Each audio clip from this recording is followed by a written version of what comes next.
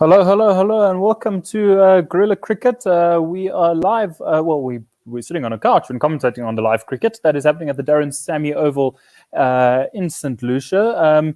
First up this morning, it's just going to be me. My co-commentator Ken has had some technical difficulty. We've got Quinton de Kock on 8, who's just hit a 4, and now we've got Kemar Roach over the wicket to Quinton de Kock, the second ball of the over, and defended back to bowler for no run. The first ball of the over was rank half pitcher and cut away by Quinton de Kock for 4 runs, which took Quinton to 8.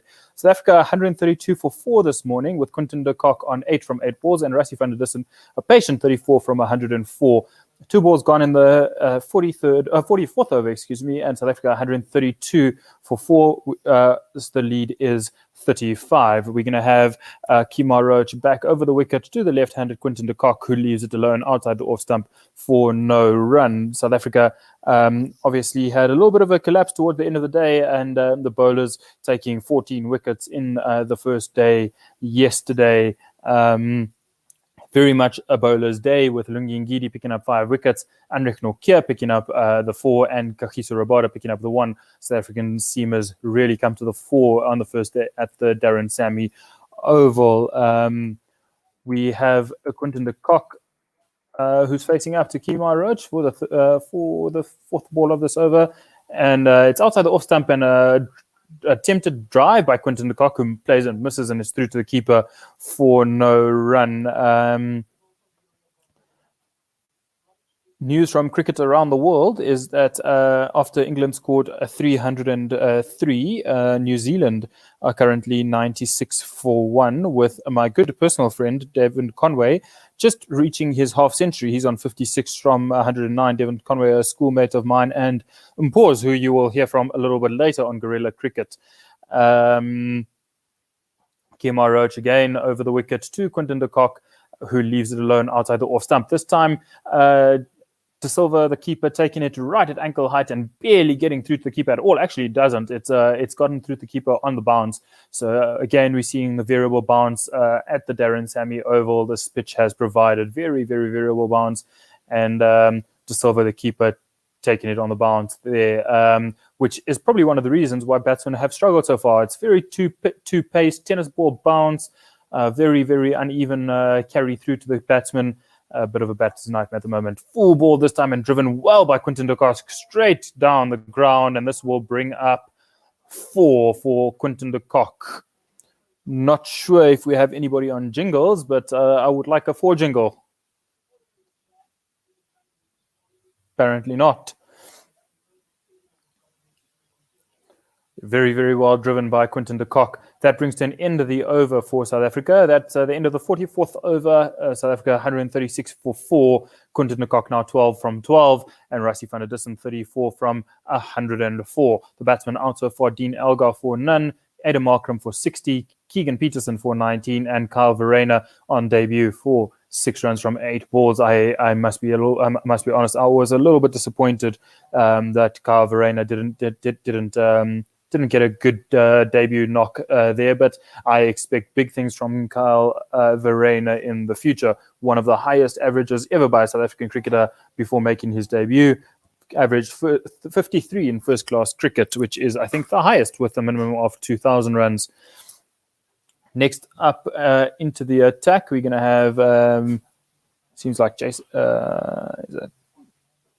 Jaden Seals, who will bowl to Rassie van der Dussen. Jaden Seals over the wicket and left alone by Rassie van der Dussen outside of the off stump. 130 kilometers an hour there from Seals.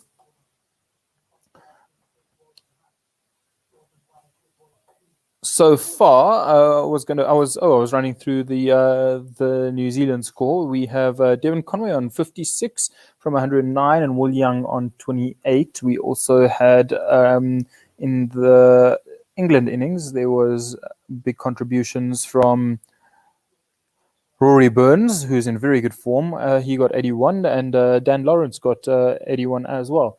Jaden Seals into Rassie van der Dussen again, wide outside the off stump and left alone.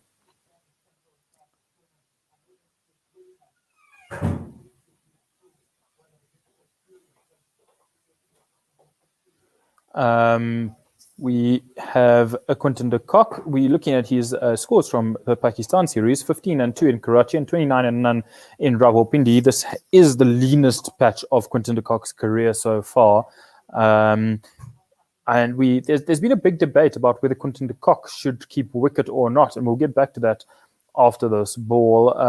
Jaden Seals again over the wicket to Rassie van der Dussen, almost identical to the last few balls, and left alone outside the off stump, 131 kilometers an hour. There's the debate that goes that Quinton de Kock should play as a specialist batsman, as he's South Africa's only thorough X-factor player. But seemingly the selectors have decided to go back to Quinton de Kock batting at 6 and keeping wicket. And obviously, if Quinton de Kock were to lose the gloves, Kyle Verreynne would take over. But the selectors seem to have tried the formula that worked so well for Quinton de Kock in the season of 2018 and 2018, excuse me.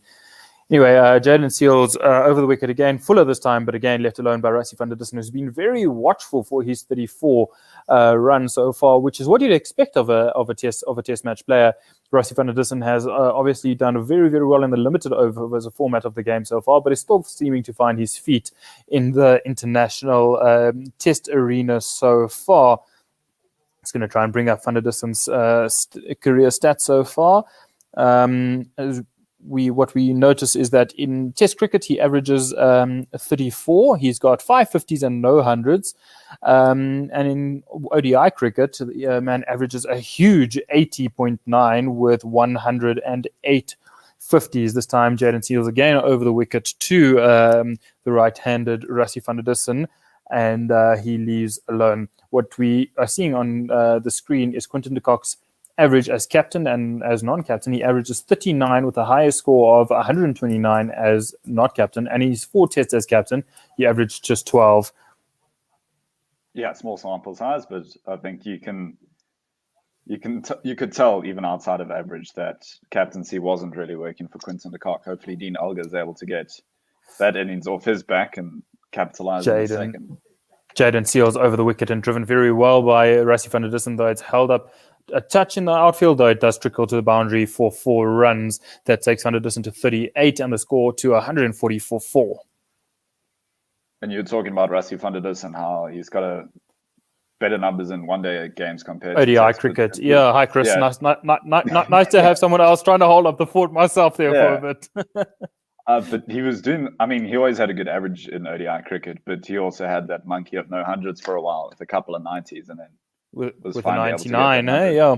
And if he gets 100, we won't be able to say it was the conditions that helped him. Seeing how everyone's batted up until this point, it would definitely be a pretty hard 100. Yeah, the conditions have been obviously a lot more helpful to the bowlers than to the batsmen, and I can't imagine that the West Indies would have been thinking that they'd be skittled for what they did, for what they were after choosing to bat yesterday. Though I was a bit bemused by their decision to bat first on this deck. Roach has changed his line of attack. He's gone around the wicket to Quinton de Kock this time, who defends into the offside for a no run. Chris, our feeds synced, or are we not even close? I'll probably be a minute behind you because I'm live streaming it through the internet, so am I. Which is normally a minute. Oh, okay, then I've just got a terrible internet connection, I suppose.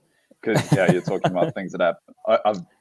Now I've just seen Roach around the wicket to Roach around the wicket to Quinton de Kock, who cuts it late towards the third man region.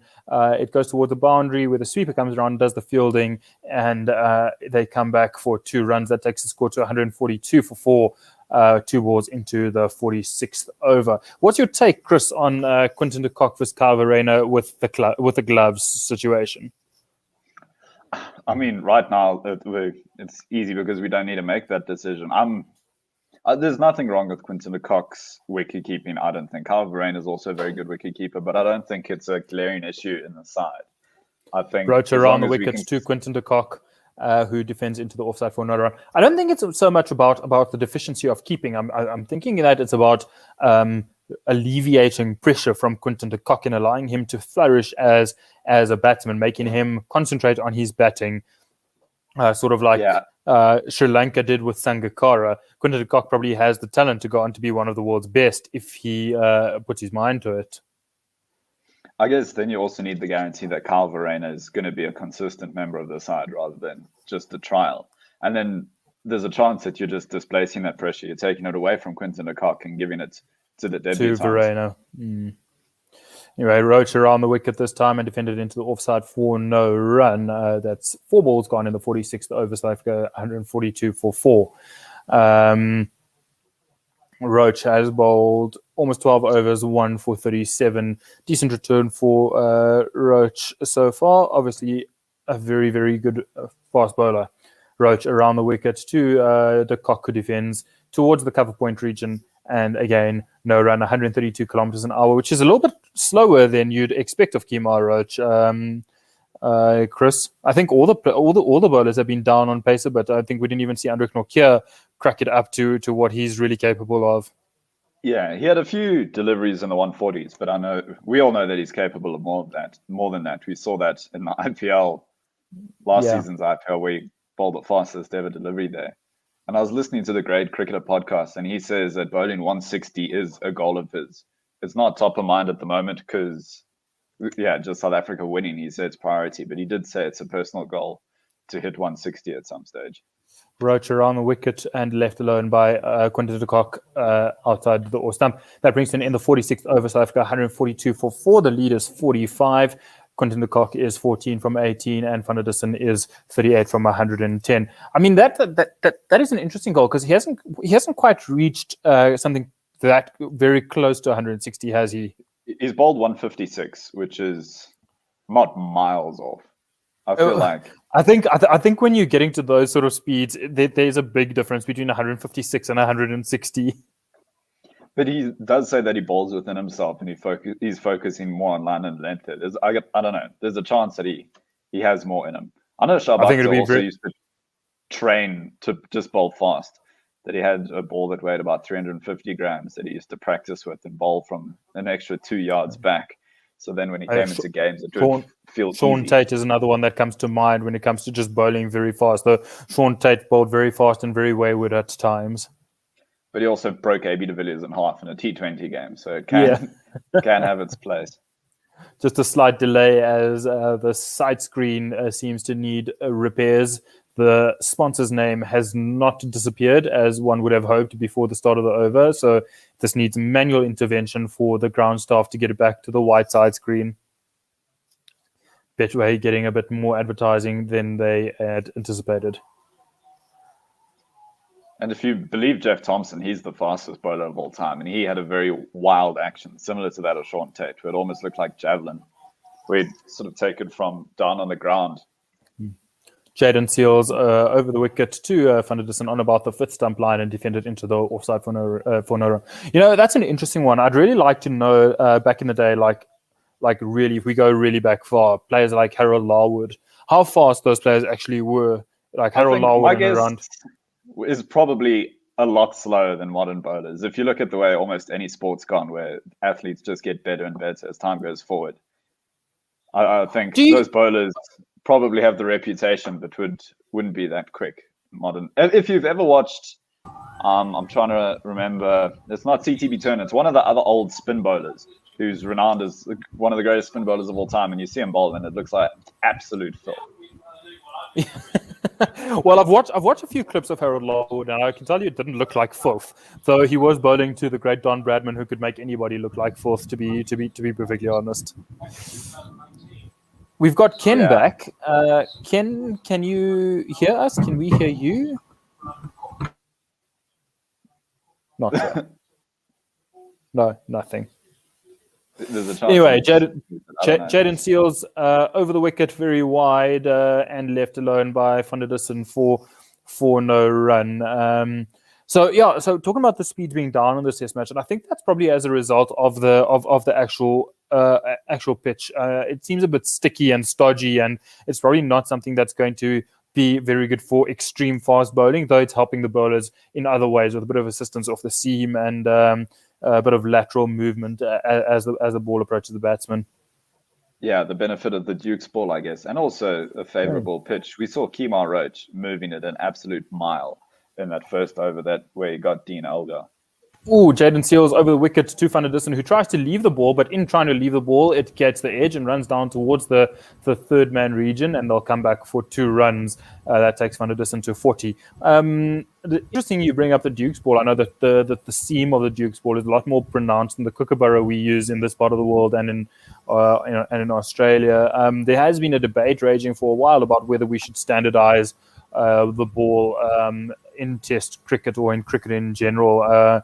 I know in England and the West Indies they use the Dukes. We use the kookaburra. So do Australia and New Zealand, and they use the SG ball in the subcontinent. Jaden Seals over the wicket. Standardize. I'll carry on after this. Jaden Seals into the wicket onto the 4th stump line and defended into the offside side for no run by Van der Dussen. Standardizing the ball, Chris? No. It's already standardized in one-day cricket where they use the kookaburra everywhere. But I think one of the biggest benefits of cricket is the fact that you have all these different conditions and different balls. You wouldn't want every pitch to be Lords. You wouldn't want every pitch to be Nagpur. And I think it goes the same with the ball. You do want that variation and different challenges in different conditions. And then there's also the thing that some balls just don't work in certain conditions. There's stories of the Duke's ball being ripped apart on Australian pitches. It just doesn't have the longevity that the kookaburra does have there. From what I understand, the red kookaburra doesn't have the longevity that it needs in the subcontinent either.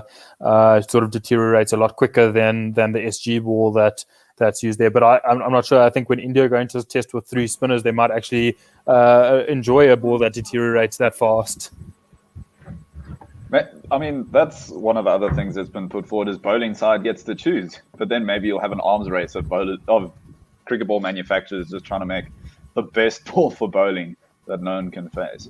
Yeah, for as long as I can remember, people have talked about trying to revolutionize cricket. I'll talk about it again after this. Kemar Roach around the wicket, very full and driven extremely well by Quinton de Kock into the offside through the extra cover region, and this will go away for 4 runs. That takes Quinton de Kock to 18 now from 19 balls, and the score along to 148. That was a beautiful shot by Quinton de Kock, caressed through the offside for 4. Just a tweet from Anis Mohammed. I don't know if you managed to see that from 13 minutes ago and saying, "Afternoon, everyone. Ready for hopefully a good day. Pitch seems to have slowed down considerably in that final session yesterday. Quite a few shots seemed like they were very early on the ball. Proteas need to buy time today and get a substantial lead." I'm not on. I don't have access to the Gorilla Twitter page, so thanks for that, Chris. Kemar Roach again around the wicket to Quinton de Kock, who defends into the offside for no run. Hi, Ken. Hello, Wahid. Hello, Chris. Thanks, guys, for your patience. The joys of load shedding combining with technology or lack thereof, and yeah. Talking about the joys of load shedding, I was down at my car coming up to my apartment earlier, and load shedding hit while I was in the lift, and I was stuck in there for a bit. So that's one of the other joys of load shedding. That's a lot of people's worst nightmare. Yeah.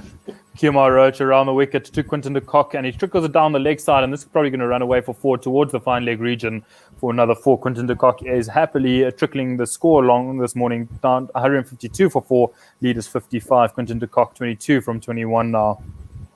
It's a very bright start this morning by Quinton de Kock, and just what the doctor ordered, really. Wonderful to see. Wahid, your lift story, I can sympathise, because a bit of a standing joke with the cricket journalism fraternity that I tend to get stuck in lifts quite often. The last time was in Durham during the World Cup. Roach around the wicket this time to Quinton de Kock, who defends into the offside for no run.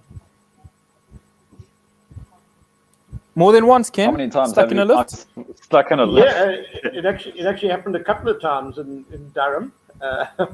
Eventually, we had to get rescued by someone who the lift sort of got stuck in between floors, and they had to pry it open, and I had to sort of climb up onto the correct floor. Yeah, so that's the other nightmare: is you climb out and suddenly it starts working, and you get chopped in twain. Roach around the wicket this time to Quinton de Kock, and very wide of the off stump, left alone by Quinton de Kock for no run. That Roach hasn't attacked the stumps as often as he'd like in this spell so far. Chris, those who know me well will know full well that I really can't afford to have any of my leg length chopped off at all. So that would be a real disaster. I think it's still best case scenario if you do get chopped by a lift, that it's just the legs that get eaten. Not the top half, yeah. Roach around the wicket this time to Quinton de Kock, who leaves alone outside the off stump. That brings in the 48th over, South Africa 152 for 4. Quinton de Kock is 22 from 24, Van der Dussen 40 from 116, and the lead is now 55. Interesting stat we've seen on the board where South Africa have really accelerated through their innings. The third 50 to bring up 150 has come a lot quicker than the previous two 50s. So trickling along nicely, and Quinton de Kock's brisk little innings here would have helped to that. Yeah, even Rassie van der Dussen has got going quite nicely this morning. He's often a bit of a slow starter at the beginning of his innings, but he's gone on to 40 not out already. So, yeah, nice to see the South Africans scoring positively. They don't want to get into a hole, and batting might be tricky, but you need to just keep that lead building and building. Yeah, people were talking about a really short test match, but South Africa have done well this morning to ensure that we've had a better start than the West Indies probably had yesterday morning. Jaden Seals over the wicket this time, wide outside the off stump and left alone by Van der Dussen. South Africa really need to get a big score here. The batting unit really need a bit of confidence, and like being trickled, like getting a smallish lead probably wouldn't have been great for the confidence of this batting unit in general. And I do know, looking at the previous test matches that have been played at this venue, that a bit of inconsistent bounce does come into play towards the end. So I'm pretty sure South Africa will have their sights set on maybe just batting once in this game. We've already seen a lot of evidence of that inconsistent bounce. Just this morning, Silva taking the ball on the bounce from one or two balls, and some carrying really well to him. So inconsistent bounce, probably a story of this game so far already. As we see Rassie van der Dussen leave it alone outside the off stump for no run. Just TV showing a split screen with Kahita Rabada and Jaden Seals' action. Obviously the first time I've seen Jaden Seals, but what a nice, economical, smooth action he has. Yeah, very, very nice. And he gets through his action really nicely. He gets through the perpendicular really, really well once he's at the crease. Into Van der Dussen this time and defended to the offside for no run. Have you toured the West Indies with the team, Ken? No, it's very much a bucket list item that I would love to do. There are really two places that I haven't been, and that's the West Indies and Sri Lanka, which I believe is also absolutely beautiful, and would love to go there as well. So you've toured India with the team, hey, Ken? A couple of times, yeah. Enjoyed that experience? I did actually. I know they say you'll either love or hate India. I'm definitely on the love side of it. Just the passion and enthusiasm of the people for cricket. It really is the true home of cricket in the current age. And I just really enjoyed the energy and the vibrancy. Just an amazing country, really.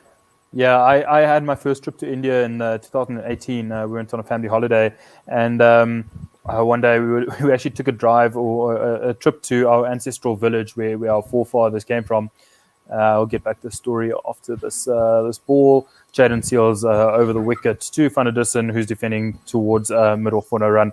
And I saw some kids playing cricket in the street, and it was one of my dreams to play street cricket in India. So I tapped the driver on the shoulder, and I said, "Would you mind if I just got out the car and played some street cricket with these kids?" And I honestly, truly, one of the greatest experiences of my life, playing cricket in the streets of India with some kids in the village.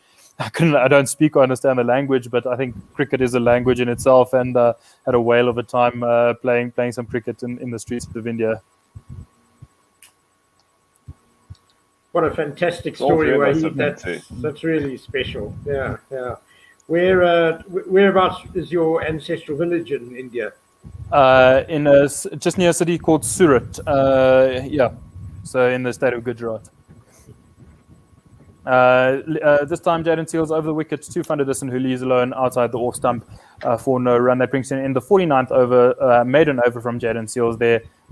South Africa 152 for 4. Any tweets, Chris?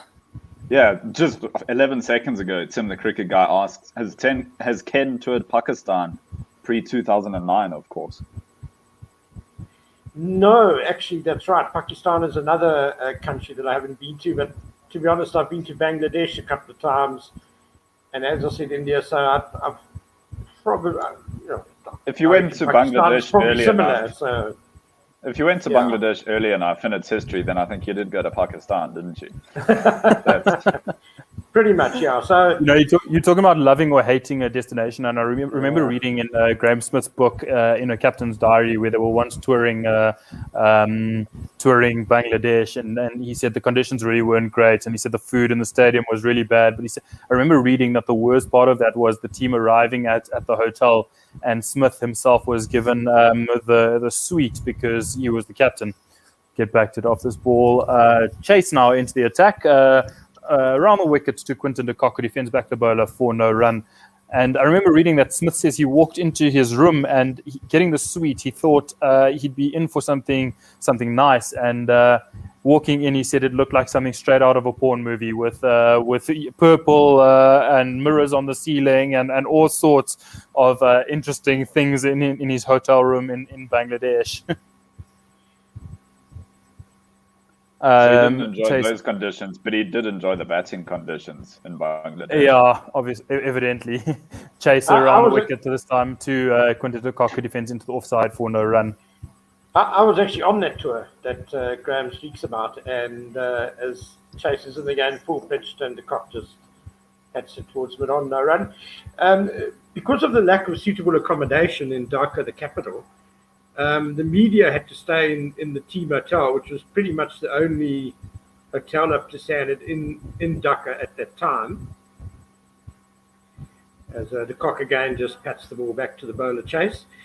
And it was certainly a very glitzy, modern sort of hotel. And, you'd look out your window and just see quite appalling poverty at times. Compared to the luxury of this hotel. It was a very strange experience as de Kock firmly drives the last ball of the over, but picks out a deepish cover, and there's no run into the over, 152 for 4. That's the 2008 tour, is that right, Ken? The record-breaking opening stand with Neil McKenzie and Graham Smith. That's right, Wahid. Yeah, that was down in not Dhaka. What was the second? Chittagong. Chittagong. That's it. Yeah. Yes. Yeah. I remember it almost looking like two different test matches because when South Africa batted, it looked like a batsman's paradise, and then Dale Steyn came on, and Bangladesh weren't quite sure how to handle the Palabora Express. Yeah, the Proteas were that was in the middle of when they were really such a strong side, playing away from home, and I think, if I'm correct, I think the Proteas haven't won a test series away from home now since something like 2016. Yeah, South Africa went unbeaten away from home from 2006 to 2015, and I think haven't won one since. Yeah, well, let's hope making a good start to this first test that they can carry on in this vein. Chris, what were you going to say? Are we getting that wrong? Was there a way to I was trying to. Well, at least 2016, when we toured Australia, I thought we might have had one more recent than that. I'll have a look, but there's a good chance I'm wrong. Maybe Holder back in, Holder into the attack this time, and Holder into the attack this time, strays down the leg side and clipped off his legs by Van der Dussen, who picks up 4 towards the fine leg region. I just don't want to believe that it's been that long, I think. But nothing specific comes to memory of a one test series away from home after that. Yeah, not even. I remember being quite surprised at how long it's been since we won away from home. But yeah, Jason Holder again straight down the leg side, and Van der Dussen clips it off his legs towards the square leg region, where the fielder comes in off the boundary and does the fielding. They'll pick up just one. That takes the score to 157 for 4.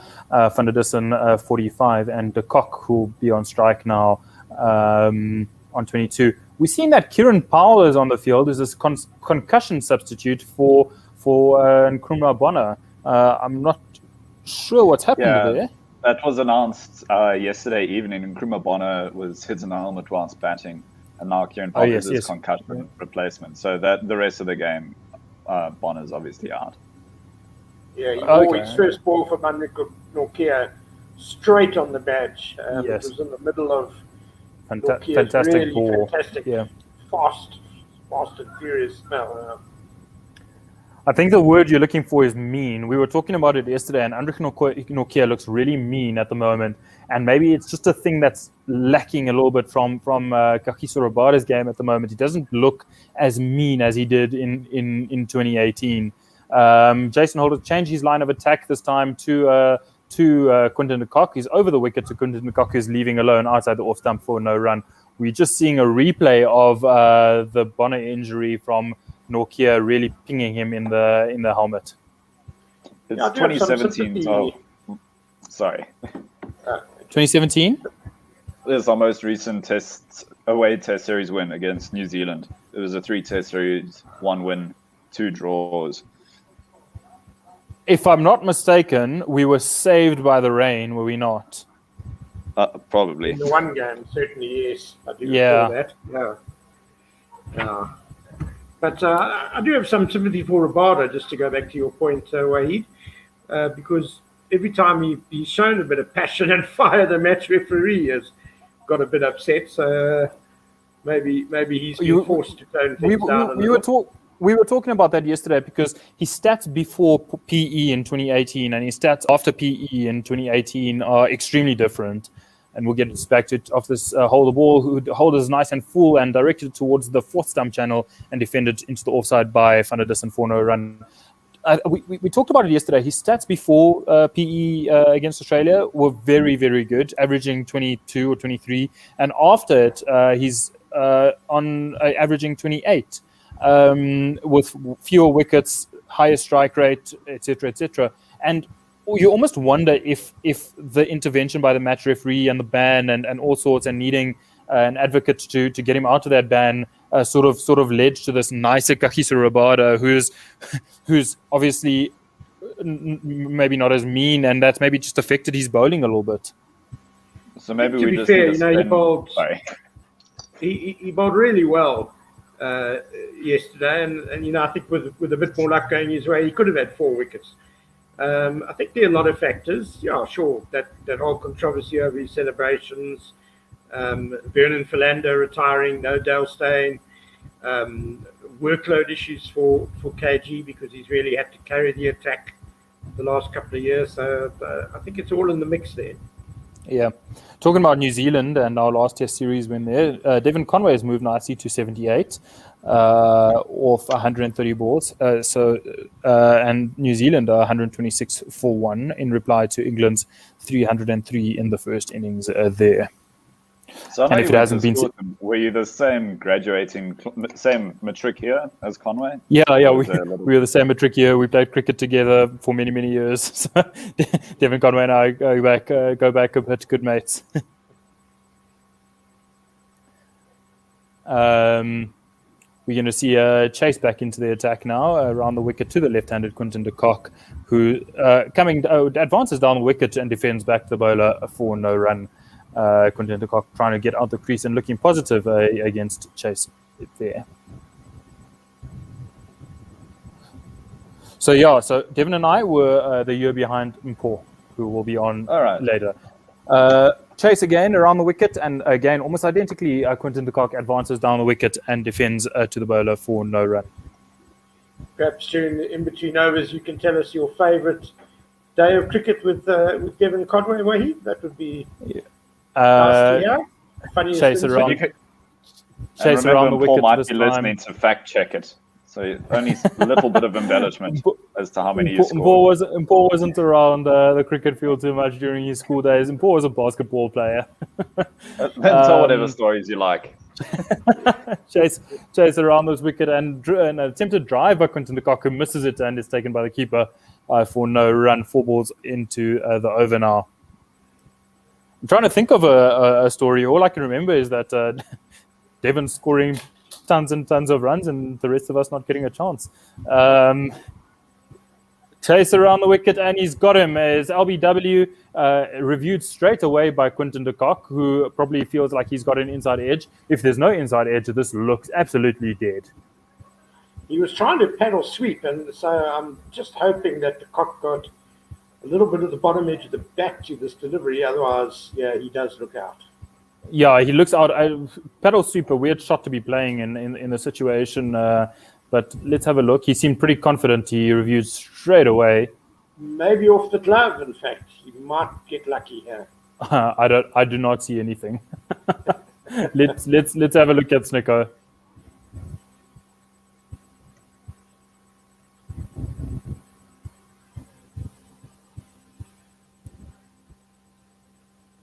Well, it looks like there might have been a malfunction of the DRS. But in that case, they showed a replay, which I thought was close to the glove, and they seem to have just, here we go. Here's Ultra Edge.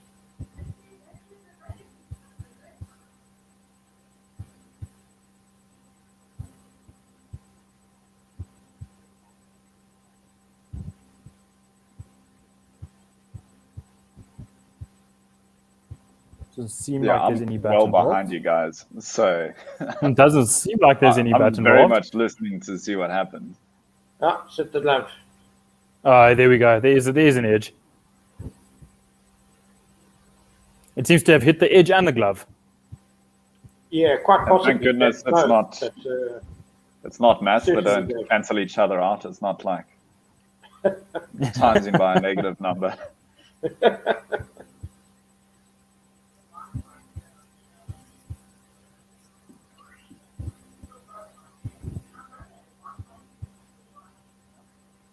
Yeah, Quinton de Kock would have felt the ball hit the back of his hand there, the back of his glove, before it went low down into his pad. So pretty sure this is going to be a good review by the wicketkeeper batsman.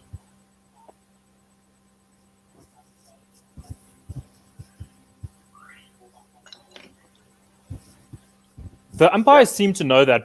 Before the message came from the third umpire to the umpire, he had tossed the ball back to the bowler as if to say that he knew that this would be overturned. I wonder if there was a big screen that maybe showed that initial replay. Chase around the wicket this time and left alone by Quinton de Kock outside the off stump for no run. That brings to an end the 52nd over. South Africa 158 for 4. De Kock is 23 and Van der Distance 45. So back to Devon Conway. I can't remember of any funny stories from Devon Conway. All I remember is sitting on the side of the field and and watching the man bat and never really getting a chance. And there was a period when Devon stopped playing with us because he was simply too good. And I think that was around under 15s when the rest of us were in the under 15 A side, and Devon was simply too good to play with us. And he went along and played for the first team when we were all in the under 15s. So he played with us for a bit, and then what would happen is when there was something like Ken Viljoen under 15 week, he'd come back and play for us so that he could make the provincial side, and then go back and play with the first side. I remember. Sorry, I remember one game. I think Ken Viljoen week, final game of the week. I think Devon scored 100, opened the bowling, took 5 wickets, and then kept for the rest of the game. So really not much fun for the rest of us. By all accounts, he was really a schoolboy prodigy, and I have heard people say that the best schoolboy talent that they've ever seen. So unfortunately, funnily enough, the dad. So my dad in particular, my dad has a good history of being part of the cricket community, and he'd watch us and. we had a friend, Murray Workman, who played in the same side as me and Devon. And my dad, funnily enough, always swore blind that Murray was better than Devon. I think I had a word with my dad last week to say, Dad, you see, Murray's now playing Premier League cricket for Old Heads, and Devon's playing Test cricket for New Zealand. So I think you might have gotten that one wrong. Thank goodness he wasn't a selector, I guess. Yeah. I think Murray just played with a lot of flair that my dad enjoyed watching.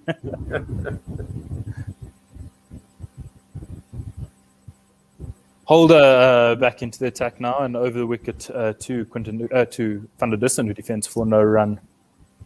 Anis Mohammed 5 minutes ago just said, awesome story from Wahid. One of my grandfathers is from Bharuch in Gujarat. The other is from Valparai in Tamil Nadu. Cool. Gujarat. Oh, Bharuch in Gujarat. Yeah, that's not too far from the village I visited. Well, my I'm fifth generation South African, so like great granddads came from.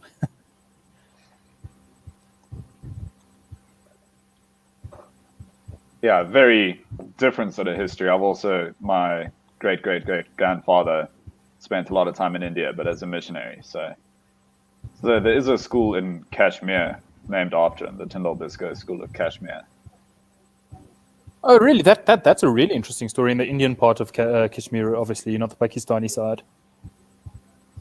Yeah, I guess that's contentious. I can't speak. A very contentious topic. I think we'll leave the politics off this show for now.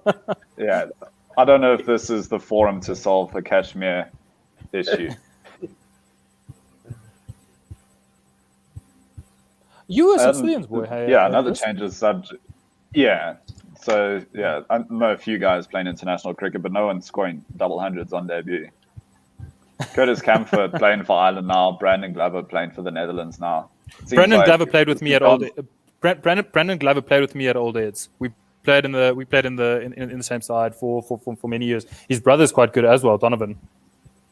Yeah, I don't think his brother's gone on to do anything after school. He's just happy. I think he might play for Marty's, but that's about it. It was Brandon's obviously playing provincial stuff, and now was playing for Northamptonshire, playing for the Netherlands. Yeah, good player, Brandon. How old were you when that was happening? Yeah, I was a lot older. I was between you and Brandon. Yeah, I was in varsity playing cricket at Old Heads, and Brandon Glover was I think under 15 or under 16 playing the first side. So yeah, we always knew that kid was a bit of a prodigy as well. Very good bowler. I remember having to take a few steps back, standing at first slip when he came on to bowl. Yeah, I never played with him. I mean, I played with him in prep school, and then I played karting action cricket with him, and then we were never in the same cricket side after that. I mean, he was always going to be in the A side, and I was normally B's or C's. So every now and again, we'd face him in the nets after that, but that was about it. Yeah. Chase around the wicket to Quinton de Kock, who leaves alone outside the off stump for no run. First ball of the 54th over.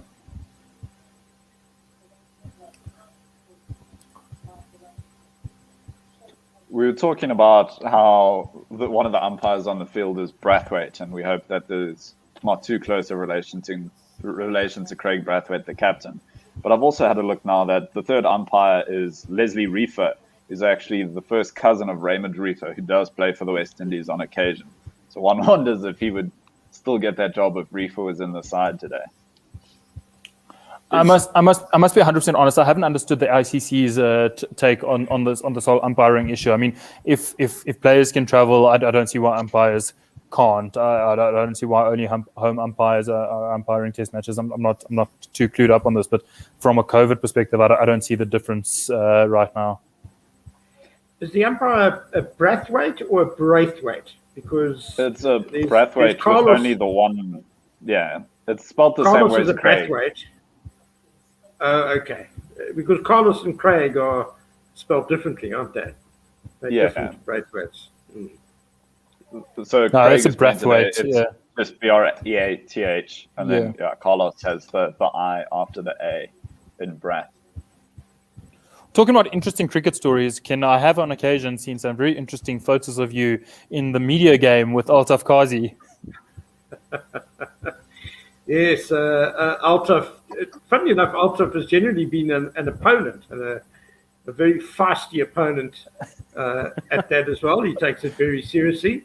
And but I must say, when Altaf was with Cricket South Africa, he did a fantastic job, really organising games for us. They were great days. We were very, very well looked after, and so always a great pleasure sharing a field with Altaf Kazi. Yeah, he's such a good guy. I get on really well with Altaf. I remember a couple of years ago when we were playing. I think it was probably 2017 or 18. I can't remember the exact year, but we had a Boxing Day test against England at Kingsmead. And my dad and I struggling to get tickets and picked up the phone to Altaf. It's like, no, don't worry. I've got some allocation for you, which was helpful. We were on holiday and trying to get tickets at the last minute, and no tickets to the Durban Test match, which is probably the first time and the last time in history Durban had a sellout for any game of cricket. Well, let's hope once crowds are allowed back that there's a great demand for test tickets, especially with India coming here next summer. Do you think that we'll have crowds back in the stadium by then? It's so difficult to say, Wahid. I mean, I'm hopeful that because it's summer, when the COVID doesn't seem to be as bad as, say, it is now in midwinter. So optimistic. I don't know. Is that not a myth? We had our second wave with 23,000 cases a day in the middle of summer this year, thanks to some 18-year-olds partying in Umhlanga. Yeah. I was going to say, look, the couple of weeks around Christmas are bad because of all the parties and socializing and that. So hopefully the public have learned their lesson from last year, and let's try and celebrate the festive season in a slightly more socially distanced manner, shall we say? Yeah. Look, I suppose like watching cricket at Durban is probably like watching football at the Etihad Stadium in Manchester, where very few fans attend anyway. So it's probably quite safe from a COVID perspective. I think most of our grounds, as Van der Dussen just defends Jason Holder down the pitch, it's still 160 for 4. Most of our cricket grounds are actually pretty COVID friendly, I would say. Grass banks, lots of space, well designed. So I would think, all things being equal, cricket should be one of the first sports to be able to get. Yeah, I think maybe with a vaccine sort of passport system, I'd certainly be keen to go back to the Wanderers and watch some Test cricket live. It means that the crowds will be mostly 60 plus at the moment. Then I don't think that's going to change for a short while. Which is probably your Test cricket demographic anyway. That's what Lords looked like all the way I'm being a bit unfair. Before COVID. No, I think you're a bit unfair. I don't think the youth are too bad with Test cricket, Ken. Yeah, I'm being a bit. They're the ones. I count myself in there as it is. That's the people who can go watch cricket on a weekday, are the youth. Yeah. Well, I was delighted to see last week the Lord's Test between England and New Zealand. Just how many young people there were in the crowd. So I had a lot of South African friends who obviously working in the UK now, who posted photos from that game, and I can't deny that I felt a pang of jealousy as I saw them all back in cricket stadiums around the world with us watching from our couch. And to hear the crowd chanting at Edgbaston, man, it's been fantastic. Yeah. It's a different sport. Sport's nothing without spectators. Anyway, we hold her back over the wicket to Van der Dussen, who leaves alone outside the off stump for no run as Joshua De Silva, takes the ball behind the stumps. Into the 55th over, South Africa 160 for 4. The lead is 63. Holder has bowled 10 overs for 37. Van der Dussen is 45 from 138. It feels like he's been on 45 for about an hour and a half. And Quinton de Kock is now 25 from 44. Also, Quinton de Kock seemed to get to 22 from 22 balls and seems to have scored 3 runs in the last half an hour. Yeah, the West Indies have certainly tightened up the last few overs after a very brisk start by the Proteas. It seems like overhead conditions might have changed. It seems like the clouds might have come in a bit, which might have just changed the conditions of the game somewhat. Anyway, Chase back over the wicket, around the wicket, and pushed by Quinton de Kock down to long on, and he'll take a single. That takes him to 26 and the score to 161. The lead now 64. Chase has been quite good. He's getting through his overs really, really quickly. He's bowled 5 overs already this morning and just conceded the 3 runs. Yeah, the last 4 overs, South Africa have just scored 2 runs. So certainly things grinding to a halt. The last 10 overs, just 21. 2.1 and over. And I trust Rassie van der Dussen to be patient about that fact. We'll see if Quinton de Kock starts looking a little bit hot under the collar as the runs dry up. Dead right, Chris.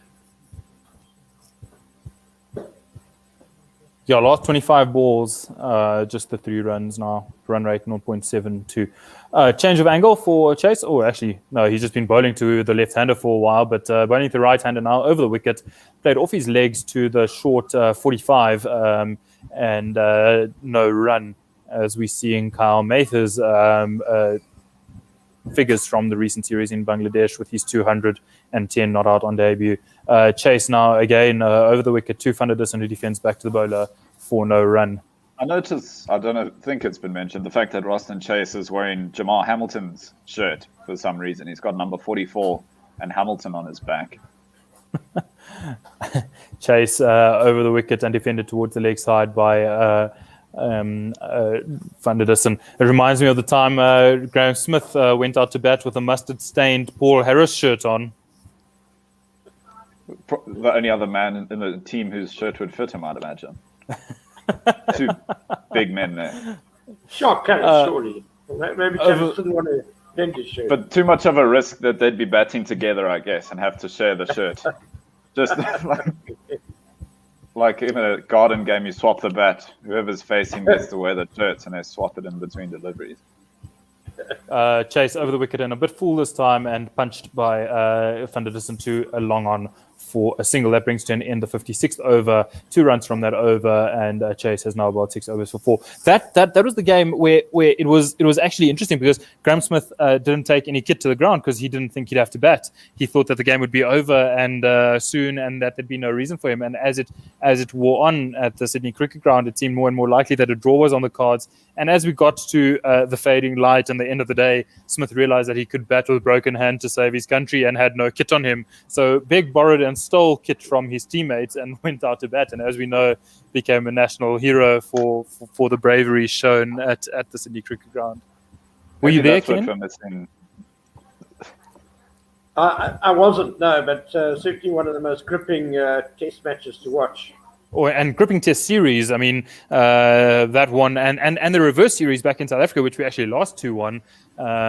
But as we see Jason Holder come into the attack or come into the bowling and bowl just short of a length and defended by Rassie van der Dussen into the offside for no run. I mean, there were 6 tests played, 3 each, no draws, very little to separate those two fantastic cricket sides over the course of that really, really entertaining summer of Test cricket. Yeah, the ICC has recently done a social media poll of the best Test series, and I was quite surprised that Australia, South Africa, of the last sort of decade didn't really feature. Look, I'm going to complain bitterly about that because I think it was the worst run poll of all time. I mean, when you think about it, it was put to social media, and just the sheer demographic of social media means that that voting means that the subcontinent gets a bigger vote than the rest of us. I mean, the fact that the Bodyline series didn't make it past round 1 of the voting was absolutely bizarre. The other thing with sports in general is the massive recency bias. A half good, decent test series from 3 years ago seems like a better test series than a brilliant one from 20. Yeah. Holder over the wicket this time and defended back down on pitch for no run. Anis Mohammed just says, "Gents, what are your thoughts on the Aussie Sandpaper Gate story running deeper than we were led to believe?" I think we've talked about this at length before, and I think that any single person who believed that the bowlers had no clue that there was ball tampering going on is a very naive person and has never picked up a cricket bat or ball in their lives. Yeah, it didn't surprise me, must be honest. Holder over the wicket again, around the fifth stump line and left alone well by Van der Dussen. Again, Joshua De Silva taking that ball on the bounce. Very variable bounce here at the Darren Sammy Oval so far today. So not surprised at all. I remember seeing a tweet saying that the biggest victim of Sandpaper Gate was Mitchell Stark, as he thought he had turned into prime Wasim Akram, but in fact it was just his mate's ball tampering.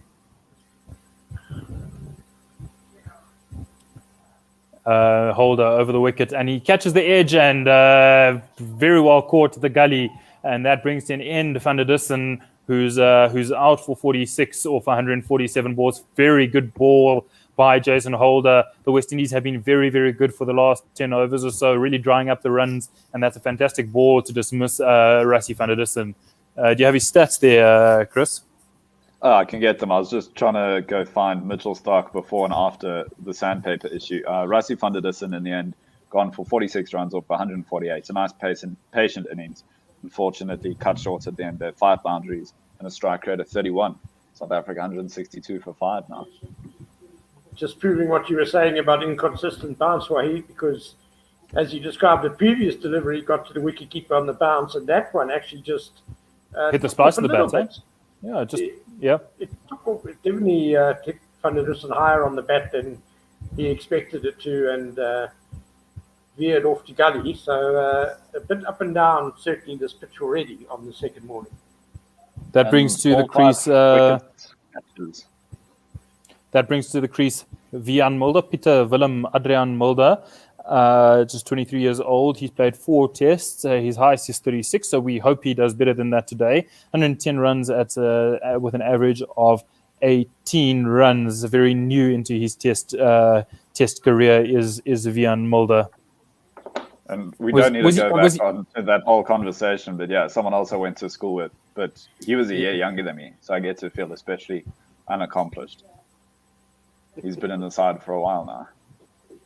As his first-class career shows, with 500s and an average of 37.69, he's a lot more accomplished batsman than he's actually shown in Test cricket so far. So hopefully he and de Kock can get a really meaningful partnership together here.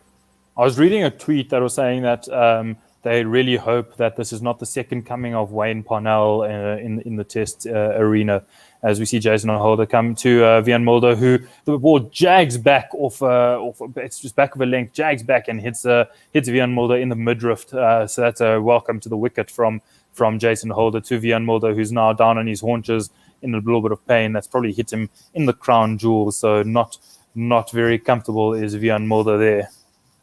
Wayne Parnell does have more international wickets than any other South African left-arm seamer. I think he still managed to take almost 200 wickets for South Africa across the 3 formats. But yeah, he was a man with massive potential at the under-19 level. And I guess... Yeah, we're talking about South African left-arm seamers like talking about the tallest dwarf. There haven't been very many and they haven't been very good. We've got 2 in the squad at the moment. I think Marco Jansen and Björn Hendricks are both options if we decide to mix it up for the second test. Yes, Björn Hendricks, again, the tallest dwarf. Well, Marco Jansen is the tallest. He's 6'9". We'll see. Still very young and raw, but I'm excited to see what the future looks like for him. Mumbai Indians obviously taking a punt on him. Gave him a couple of games in IPL recently. Chase again over the wicket this time and defended by Quinton de Kock into the offside for no run. As we see that Jason Holder delivery, but a really, really good catch as well. It was by, who was it? It's Shai Hope. Very good catch in the gully region there. Chase again around the wicket to de Kock, who defends back to the bowler for no run. The score 162 for 5 with 3 balls left in the 58th over.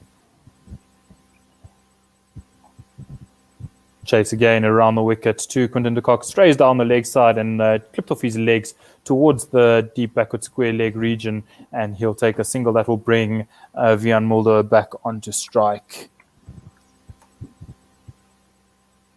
Yeah, just on Wayne Parnell, probably the biggest problem in Parnell's career was that he was chosen for South Africa when he was 19 and went on a lot of tours without actually playing much, and it kind of prevented him from playing much first-class cricket back home. So he never really developed the talent, that he had. And hopefully South African cricket has learned from that. And guys like that get the chance to hone their games at first-class level. Like Kyle Verreynne has. He's had a long go at a first-class level before being given his shot at Test cricket. Chase now over the wicket to Wiaan Mulder, who defends into the leg side for no run. One ball left in the 58th over. Chase in over the wicket to Wiaan Mulder, who's driving very well into the offside, and that will run away to the boundary for 4. That takes Wiaan Mulder up to 4 runs and the score onto 167 for 5. That brings to an end our stint in the commentary box. It's been a really entertaining first hour. South Africa did well to get off to a good start, and then West Indies clawed it back with some really good bowling and picked up the wicket off Van der Dussen. It's been a pleasure, guys. Thank you. Thanks, Chris, for stepping in, and thank you, Ken.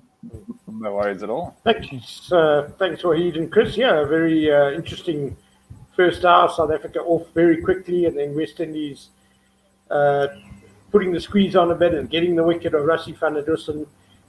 South Africa lead by 70, so one feels a very big second hour of the second day coming up. Cool. We'll hand it over to Oz. Cheers, guys.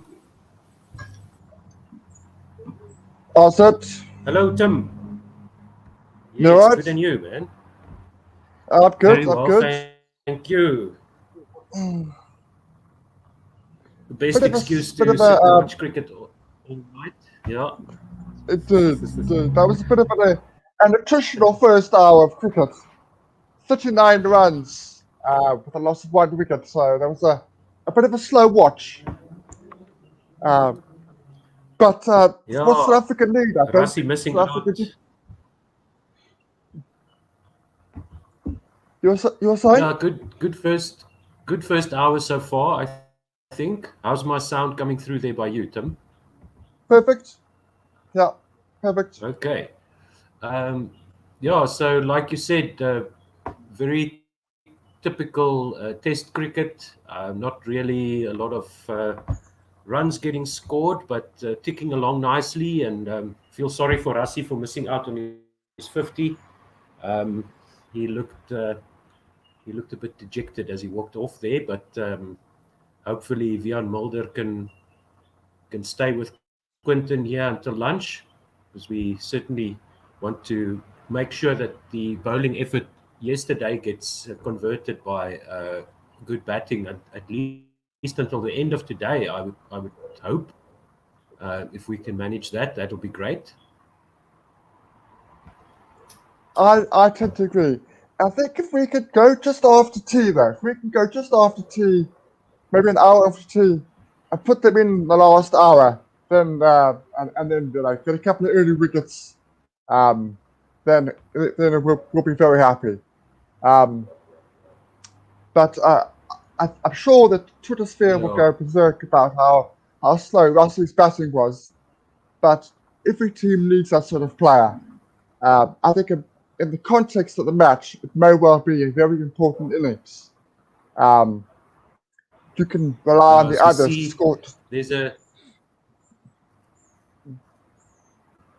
Yeah. Yeah, we can see here that Jason Holder was very consistent in that over when he took Van der Dussen's wicket on that off-stump line, nagging away at that off-stump line, forcing Van der Dussen to play at the deliveries, and then eventually getting the edge to Gully there. Nice work there by Jason Holder.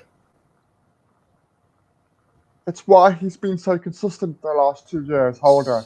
It's because he's been able to hold that line and not go too full or too short. He's been very, very consistent. There's a reason why he's so highly thought of. Indeed. So we're having a bit of a break here in play, in case you were wondering. So there's not a lot of cricket happening right now.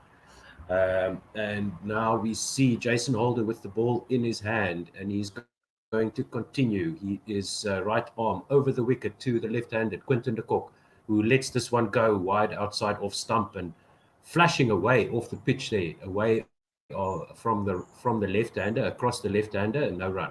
167 for 5, start of the 59th over, if I'm not mistaken. Yeah. Correct. That's it. Yeah, so at least we want to see the new ball after 80 overs. I think that these two, if they can stick together until lunch, that'll be great. 2 slips in for Holder now, 2 Quinton de Kock, tighter line on off stump, defended by Quinton, 2 extra cover, no run. Yes, it's a very, very important hour. If the West Indies can get another couple of wickets, and they can say they're still just about in the game. South Africa, if these two can stay until lunch, it can be a big boost for South Africa. Yes, that is the case now. That is the situation. Holder 2, Quinton de Kock, and this one is defended. And it's a half-hearted appeal there by Holder, but I think Quinton did get some bat onto that. Squirts out to point, to backward point, and there's no run. Let's see the replay here. Pitches on middle and straightens very nicely, but too high on the front leg of Quinton de Kock for a real LBW chance there. But excellent movement off the pitch there by Jason Holder. More proof of the inconsistent bounce. Every now and then we've seen the ball lift like that. Yeah, that one pitches outside off stump with Jason Holder coming over the wicket to the left-hander, and it's left alone by de Kock through to the keeper for no run. 2 slips in a gully, cover mid-off and mid-on, standing quite short next to in line with the non-striker's end. And let's see if we can get some more fielding position updates here for you. Quinton de Kock, bit of an open stance. This one he flicks from his off-stump line out to that man standing at mid-on for no run. So opening his stance to face the right-hander over the wicket as a left-handed batsman, with his back foot on middle and his front foot on his leg stump, trying to get in behind the line of the tall West Indian fast bowler. So nice to see cricket in the West Indies. This one by Holder, again outside off stump, quite full, but left alone by de Kock, and there's no run. So he doesn't look like he's in a hurry to score. Probably just wants to survive through to lunch as well. That looks like it is the plan here for South Africa, and get those West Indies bowlers nice and tired. It does look a little bit more cloudy today there in St. Lucia. It does a little bit more cloudy. I was just noticing there again the wicketkeeper took that rather full delivery way above his head, with his gloves pointing upwards again, with showing that the extra bounce that Holder's getting. So if you can get the right line, if you can get de Kock to play at the ball, could cause a problem. Yeah, so that's 59 overs gone, 167 for 5 is the score, and Roston Chase is going to continue with the second over after the drinks break. To Vian Mulder, right-handed batsman, slip in there, and a short square leg. Roston Chase right arm over the wicket to Mulder, who blocks this out to square leg for no run. Important hour for Mulder. People who've watched him play franchise cricket know that he has ability with the bat, but he hasn't been able to show it with the coaches yet. But he has got the potential. Mulder goes back onto his stumps and swats this one away from in front of his pads out to the man at short square leg for no run. Roston Chase in again to Mulder outside off stump, no turn there, left alone, through to the keeper, no run.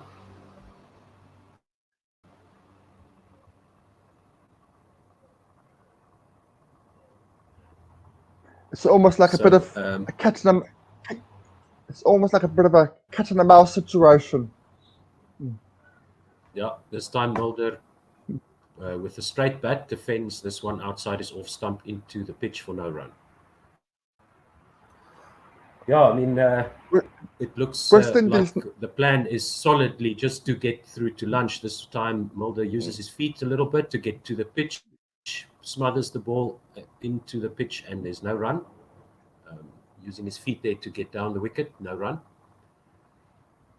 yeah, West Indies can't go too attacking because they're batting at the first innings, and South Africa can't sort of be too aggressive with their batting because they know that then their lower order isn't the best. This one by Roston Chase on middle and leg and just defended to the onside for no run. 60 overs gone, 167 for 5. Good maiden over there by Roston Chase. Yeah, solid. And Mulder looked pretty solid too. He was able to just see it out fairly easily without too many problems. Yeah, so Roston Chase is doing a good job here of stopping the game, stopping the runs, certainly in that over. So maybe the plan for the West Indies here looks like they just want to try and tie down these two batsmen. They know that they probably won't be facing a lot of attacking batting. As Holder comes in now to Quinton de Kock, he flicks this one outside off stump down to square leg, and it's fielded there, no run. It's a bit of a tricky situation. South Africa want to rotate the strike. They want to, because they've got a nice left-hand, right-hand combination there. But obviously, they, as you say, they don't want to get too aggressive because they're already 5 down. Yep, and just trying to get that first innings lead as far as possible. This time, Quinton de Kock goes well forward, defends this one, going across him outside his off stump. The ball goes out to the onside for no run. So, from South Africa's point of view, try and get the bowlers tired. Try to keep them in the field, as the West Indies team in the field as long as possible, not only for this test match, but also for the rest of the series. It's always nice to keep your opposition in the field for as long as possible during the first test match. And from West Indies' point of view, they need wickets, and they need wickets quickly. Otherwise, South Africa is going to bat them out of this game. And Quinton flicks this one off his pads, off his hip, down to fine leg for a single. And there we go, the rotation of strike. Very important. Even if you're not attacking, at least get some rotation going to force the bowlers to change their lines, have the fielders change their positions with the left-hand, right-hand combination at the crease for South Africa. Steady as she goes here for the Proteas. That's the thing. You want Holder to have to change his line on a regular basis. And if he has a right-hand and left-hand combination, then he has to. So you want him to try and lose his rhythm. Ooh, this one is a nice foolish delivery by Jason Holder, shaping a little bit through the air. It looked like there. 168 for 5 is the score. Wiaan Mulder on strike, and he left this one alone through to the keeper for no run. He got some swing through the air there, did Holder, it looked like to me. And the ball just went straight in. Off. Yeah, it's fairly early swing, but yeah, it's there. So that's a good sign for both teams, actually. Both teams have the strong pace attack. Holder in again. This time Mulder has to play it on his off stump, a bit shorter, but it's out into cover for no run. So I see Jason Holder also sporting a nice chain there, as does Kimo Roach. And I was listening to the tennis a bit earlier, talking about Alexander Zverev with his chains around his neck playing tennis in a Grand Slam. And I can't imagine that can be too comfortable, but the commentators did remark there during the tennis match that if you've always played with heavy jewelry around your neck, you're probably used to it. and Jason just tucking his chains back into his shirt. This time Mulder defends, and it's a thickish outside edge all along the ground out to gully for no run. But Mulder finding another edge there. I think there is something Geez, in they- that. If you're used to something, then you just it's almost as if you don't notice that it's there. What I would say is Yes. Experience chains look a lot heavier than holders. He's got about 4. Yes. So Yes. Yeah, no, it's something that's strange to me. So we see Kimo Roach having 13 overs bowled, 2 maidens, 45 runs. Jason Holder, 13 overs, 4 maidens for 38, both of them with 1 wicket. Seals there, also into 3 wickets for him as well. Roston Chase now goes to Quinton de Kock, who drives this one wide outside off stump, 2 full, 2 wide, and Roston Chase has to fetch that from outside the boundary rope. It's a 4. So I was asking for the process punishment of today. yeah. Say again. In the process of, sorry, you were saying in the process of. Oh yes, trying to get the jingles up and running here on my machine, but I ran out of time before I had to start my stint here. But after this, during the lunch break, I'll try and set that up. Quinton goes again with the drive out to extra cover this time, straight to the field and no run. A bit less malice in that shot, but that's the 4 runs for the over. 172 for 5. Roston Chase going around the wicket to Quinton de Kock, defends this one outside off stump, slip in, and a short square leg in. So some runs coming from that over, which is good for South Africa at least. Roston Chase doesn't look like a wicket-taking option at the moment, just trying to hold things up. And this time Quinton guides the ball down to third man, who where the ball is fielded by the man running around from point. He's getting some decent revolutions on the ball, and that one did straighten a little bit. And As I was saying, Jan Mulder, the right-hander. I'll come after this next ball. Roston Chase over the wicket, slip and square leg in again. This time just a back foot drive, check drive by Jan Mulder out to mid-off, and there's no run. Yeah, the West Indian tactic is suffocation. That's what their tactic is at that moment. It's not pushing for that wicket so much. It's rather waiting for South Africa to make a mistake. Yeah, 173 for 5, end of the over, and that is 62 overs gone. 173 for 5 in reply to 97 by the West Indies. And let's just have a look at those bowling figures again. Yeah. Just hold on. I've got the jingles now. I'm just going to try the full jingle, just see if I can do it.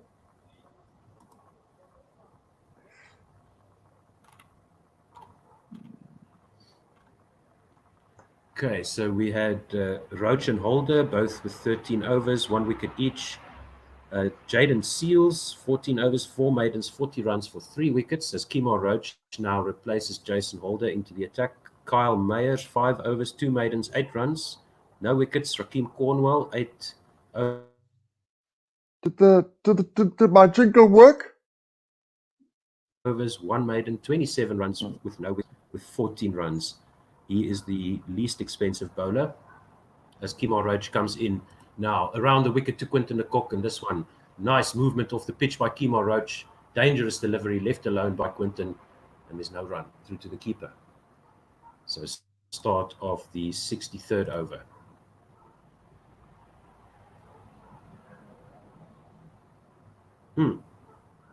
So the suffocation tactic from the West Indies, they'll want to frustrate at least Quinton de Kock, we know is a naturally attacking player, so probably hoping to force him into a stupid shot there.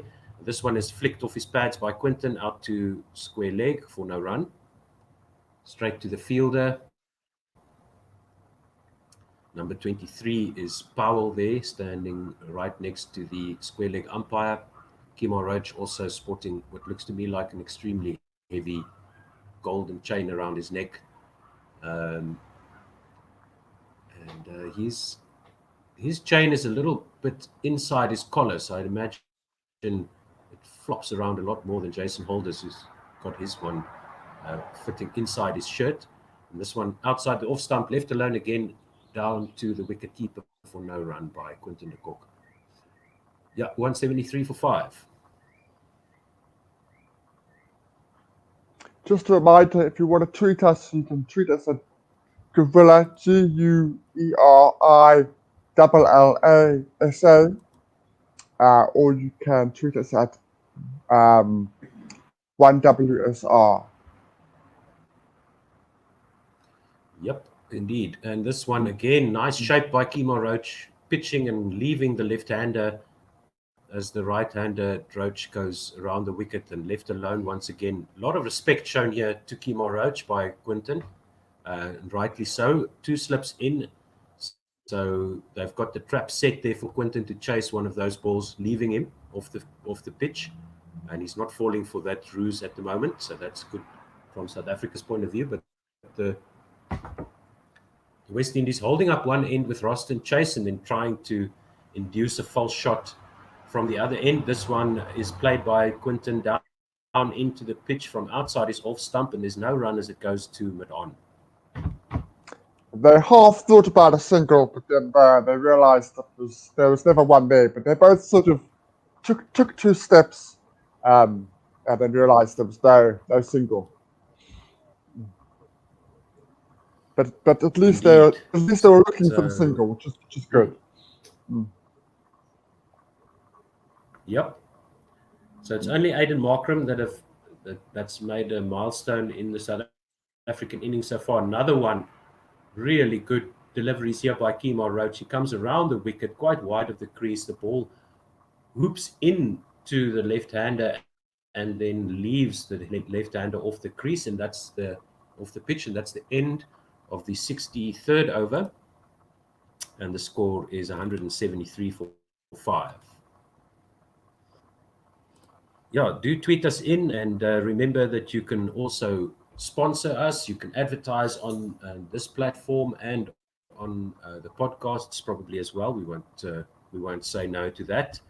And do support us by joining us on our YouTube channel. We've got some excellent podcasts running there, regularly updated. And if you join our YouTube subscriber list, you can activate the notifications there, and you'll get notified whenever we go live with any kind of podcast or broadcast. I know the guys that do the podcasts have got some live interaction in the comments while they're doing their podcasts. So head on over to YouTube and search for One World Sports Radio, as you are listening now to Guerrilla Cricket South Africa on One World Sports Radio, and do tell your friends to do the same. We will be doing a podcast probably the day after the test match, so just keep an eye out for that one, doing a review of this test match. Yeah, Jaden Seals now to Vian Mulder, and this one is also very nicely shaped by Seals. Pitches on just outside off stump line and leaves Mulder through to the keeper for no run. Still 173 for 5. Now, it's quite cool to get the notifications, because sometimes you forget that South Africa are playing, because the marketing hasn't been great from CSA. I saw one ad for this series before it started. I don't watch a lot of TV, but still saw a lot of football ads, but none for the test match series. This one again, Seals getting some prodigious movement there off the pitch, aiming the ball into the stumps of Vian Mulder and then moving away. So when you're a subscriber with the notifications turned on, whenever we go live, you'll get notified on your device, and then you can tune in. Yeah, and let us know where you're listening from and how you're listening to us. We've got YouTube, Facebook, Twitter, and tune in and then the feed on our website as well. Let us know what you're doing and where you are. And Seals comes in again. This one is too wide outside off stump. Mulder's not interested in that. And once again, the ball moving very nicely off the pitch for Seals here. He looks like a real talent. I mean, if Roach, Seals, and Holder can stay together and play some more test matches, I mean, that's a decent, that's right up there in terms of quality in the seam attack for the West Indies, and it's nice to see the West Indies team with a decent fast bowling attack. Seals comes in again, 3 slips for Vian Mulder. This one again left alone. Another ball leaving the right-hander from Seals, right-handed over the wicket. So when are we going to see the in-swinger? They have sort of earmarked him as one for the future, right from the under 19 side through to giving him some game time in the Caribbean Premier League and now this Test match. So they clearly see him as one of the one that they want to focus on for the future.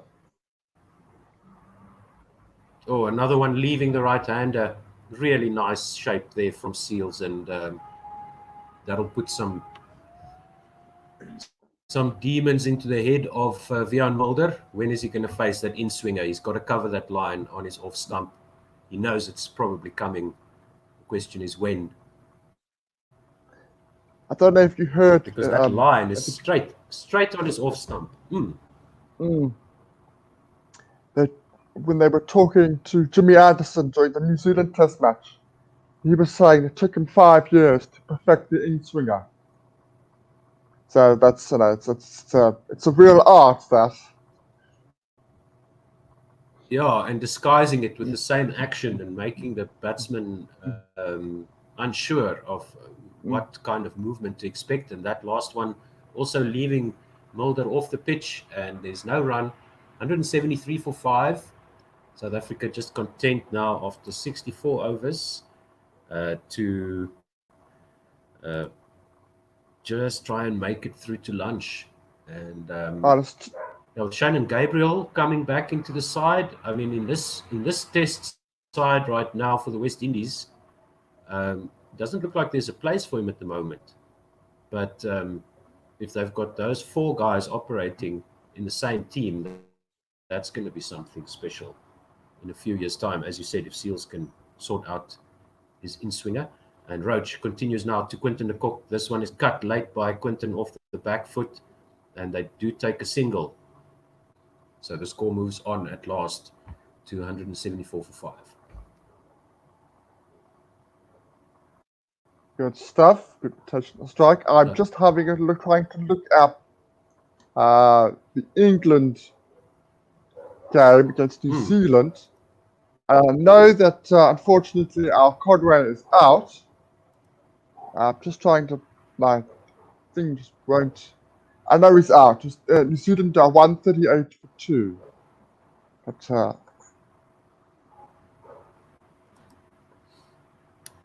and then he made 80. Roach abandons 80. Yeah, he made 80. He made 80. So Timo Roach abandons his run-up as Vian Mulder steps away, and there's no ball delivered. And then it's not too bad at all. Christy B. 20 favourite things about Dean Elgar, says Christy B. This one by Roach is wide outside off stump and short and punished by Vian Mulder. Is the ball going to win the race? No. The outfield is too slow and they run 3. So 177 for 5 is the score now. So loose delivery by Kimo Roach over the wicket to Mulder. No movement at all. And a nice back foot drive there by Vian Mulder through extra cover. Not enough on it to beat the slow outfield. Which it is. The outfield is slow. You would think that it would quicken up. Often they don't do that. The outfields do to quicken up as the test match goes on. No, it's difficult to say. This one is left alone by Quinton outside off stump. We haven't seen that ground. Probably hasn't seen a lot of cricket, and we sort Well, of this is we haven't this we is haven't only been to the West Indies in a while. yeah. The stadium's only it's 8th Test match, but it has a lot of other cricket. But this is only its 8th Test match. And Roach around the wicket now to Quinton, who flicks this one out past the man at mid-wicket. Well, that man was standing at mid-on, and he runs around to mid-wicket to field that, and they take a single, 178 for 5. South Africa approaching the 100-run lead. What sort of first innings lead will you be happy with here, Tim? 150? A lead, no, less than 150. a lead of a lead of 150. A lead of another 70 runs. So 250. If we score 250, you'd still want South Africa to score more, considering how poorly we've done with the batting in the last couple of years. But with everything, with the debutants playing and stuff, I would say a lead of 150 would be good. That last one by Kemar Roach was the inducker, and it missed Wiaan Mulder's off stump as he left it alone. Too wide to trouble the right-hander, but he did acknowledge the quality of that delivery with a ooh. And Roach comes in again, 2 slips in the gully. Wiaan Mulder whacks this one again, straight to the man at extra cover and all along the ground, no run.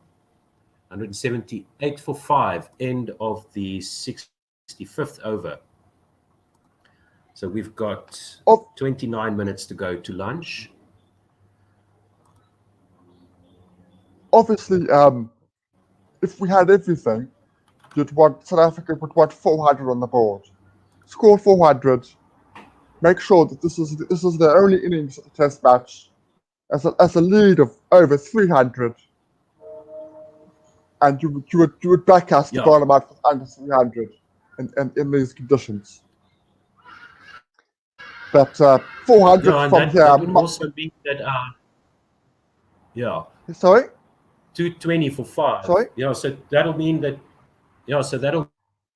we need to score 222 runs for 5 wickets, and that would mean that our tail wagged, which would also be a good sign for South Africa's Test team, as we see Seals continuing now over the wicket to the left-handed Quinton de Kock, full on off stump, and played this behind square on the leg side, did Quinton, and they'll take at least a single.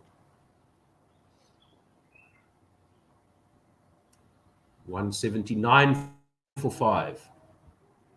Yeah, I mean, that would be phenomenal. If we can get to 400 from this position, that would be excellent. I mean, that would mean that at least one of these two batting now would go to triple digits, and probably another 50 at least, and then some decent starts, some 20s, some 30s there by the tail enders at the end, just to frustrate the West Indies. That'll be awesome to see. Seals in again to Mulder. This is an awesome delivery. No edge through to the keeper.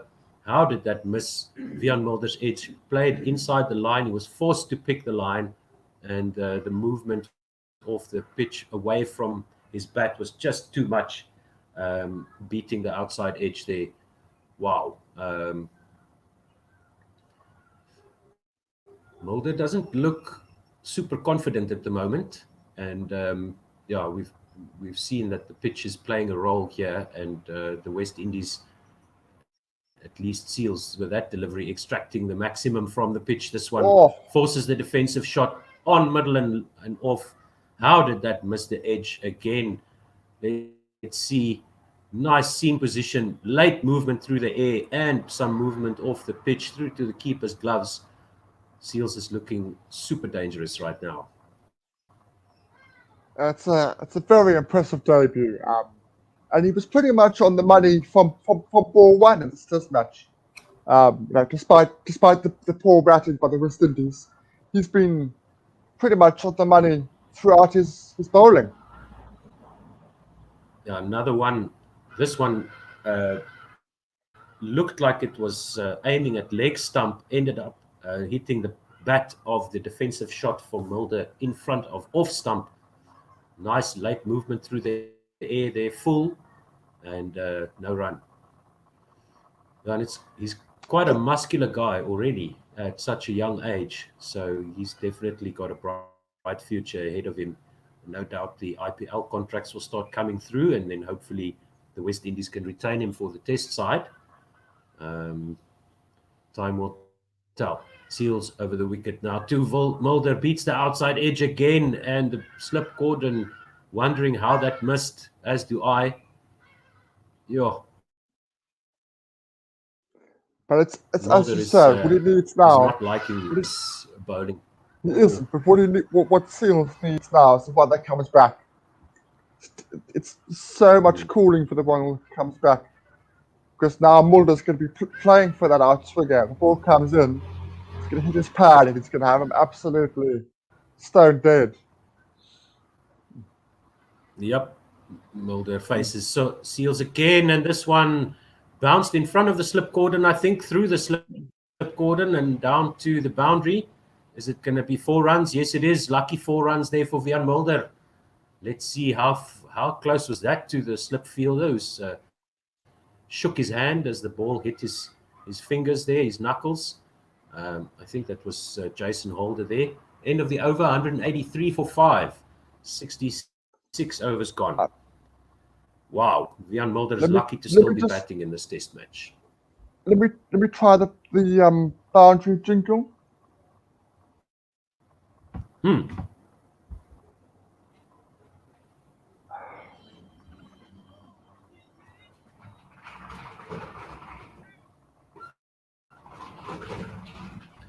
I can hear it faintly in the background, but I think that's through your microphone. I'll have to figure out as well. Yeah, that one just bounced short of Jason Holder, hit him on his left hand. So no chance of a catch there, but let that go through his hands for 4. As Kimo Roach continues now to Quinton de Kock, who drives this check drive to mid-off for no run. 183 Have you for got 5 is still the score. Have you got a light there, Otto? I can hardly see you. You're getting darker and darker with every second. I've got to switch on my lights. This time I do have electricity, which was kindly delivered after I paid for it. Roach in again to Quinton de Kock, who slaps this one, cuts it late past the man diving at gully, but seems like the fielder there got some hands onto the ball, and they take overthrows. So the ball goes to Kimo Roach at the non-striker's end. So an extra run there. I think it was a bit of a wild throw. That was very poor piece of fielding for the West Indies. There was a 2 there because of the initial stop at the slips. Holder chases after the ball, throws it wildly towards the bowler's end. Roach with his back towards the fielder almost ducks out of the way, and the ball goes wildly way over the stumps, misses it by distance, and South Africa scamper for a 3rd. Very poor fielding. Yeah, this one by Roach, moving in off the pitch, left alone by Wiaan Mulder as it sails through past his under his elbows, and there's no run. Yeah, so some ordinary fielding there by the West Indies ex-captain, previous captain, Jason Holder, and Kimo Roach not showing any interest in getting behind the stumps as well. So they got some overthrow runs there, 186 for 5. Kimo Roach into Wiaan Mulder, outside of stump, left alone, no run. I think the West Indies, apart from Seals, have been a bit too wide, especially to Mulder. Now Mulder's been able to leave an awful lot of those steady deliveries he's faced. I would say 2/3 of them he's left and fairly easily. It's only that last Yeah. over from Seals were very difficult. But other than that, it's been a bit too wide. Yep. And this one on the 5th stump line by Roach, also left alone by Vian Mulder. Yeah, Roach bowling to Mulder has been just wasting deliveries, I would say. With Quinton, he's been coming around the wicket into the left-hander, so making Quinton play, but he's not troubling Mulder at all. Seals is the one that's got his line working really well to the right-hander. He hasn't bowled a lot in the last few overs to Quinton, and this time Roach has got the spot on that off-stump line. Another defensive shot and another ball flying past the outside edge of Vian Mulder. He lives to fight another day. 67 overs gone, 186 for 5. Yeah, that's more like it. Much better. Much better line, much better length. It went in with the arm, just held its line beautifully. And it's one of those ones where if you look at, you just say, well bowled. You just hope as a batsman that you miss it with an extra coat of varnish, I'm sure Mulder was able to do. How about that light, Otto? I don't mind, but yes, let me sort that out. Literally, I can't see you. I literally can't see you.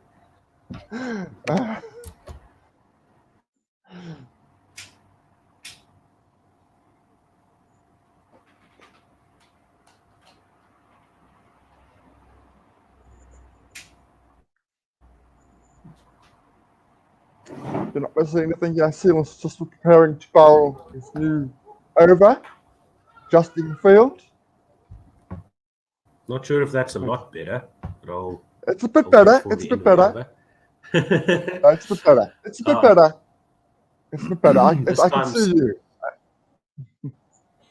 This time Seals goes to Quinton, who bats this back down the pitch, fielded by the bowler, and there's no run. And my wife is helping me out as usual. So we use these bloody light-saving bulbs, and they never say die, so I haven't had a chance to replace this bulb on my porch with an LED There we go. Oh, that's yes. Yes, that's perfect. That's perfect. Thank you, Carla. Yes, she is, and this one is defended for no run, 186 for 5. So Seals and Roach and Holder, that one was defended by Quinton into his pads, inside edge. They wanted to go for a single. They were shouting at each other. Should I not? Now Quinton's got a smile on his face, and he was gesturing to Vian, what the hell are you doing? We see some crowd there in the bushes outside the stadium. This time Quinton gets the bat to the ball from Seals, and he gets this out to mid-on for a single.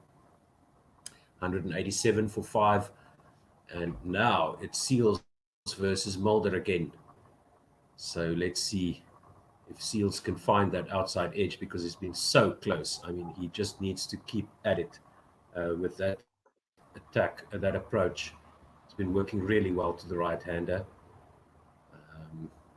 Has his captain got an extra slip in there for him? It looks that way. 3 slips, yes. Mulder, another one beating the outside edge. Excellent ball by Seals. Mulder gets his bat close to his pad, playing the defensive shot, but the shape through the air almost changes it really changes the angle of the ball through the air, and it beats the outside edge. Really nice shape there by Seals. Ball aiming at middle and then missing the edge and the off stump, going through on that 4th stump line. He comes in again, does Seals, right arm over, 3 slips in. Mulder lets this one go. That's too wide.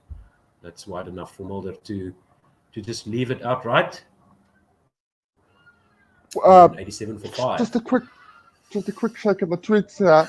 Sean Beckett asks, what did you think of Keegan Peterson's first innings? Did you see it? Were you on comms, Otto? No, I think I missed his innings while I was on commentary, but Yeah. yeah, it was not totally the worst. This one by Mulder is driven nicely, 2 full by Seals, and it goes through to mid-on boundary for another 4. So Mulder winning that battle in that over, 191 Okay. for 5, and that is the 100-run lead up for South Africa.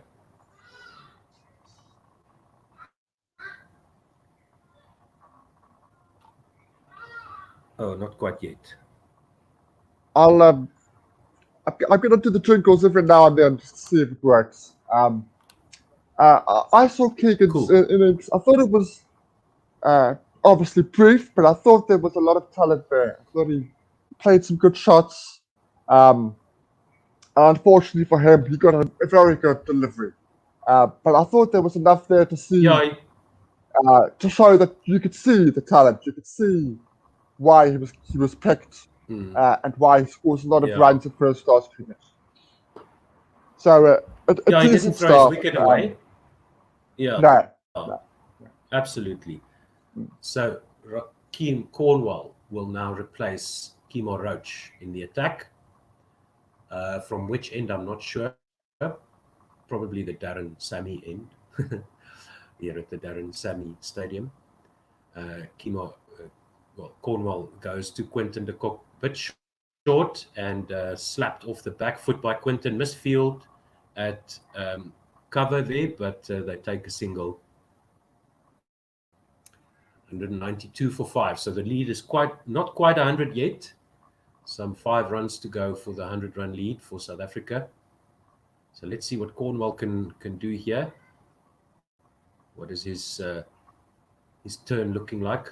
Can he get some assistance from the pitch here? He goes to Mulder now, also off the back foot, a bit short, and they go through for a quick single. Another overthrow, and they take a second.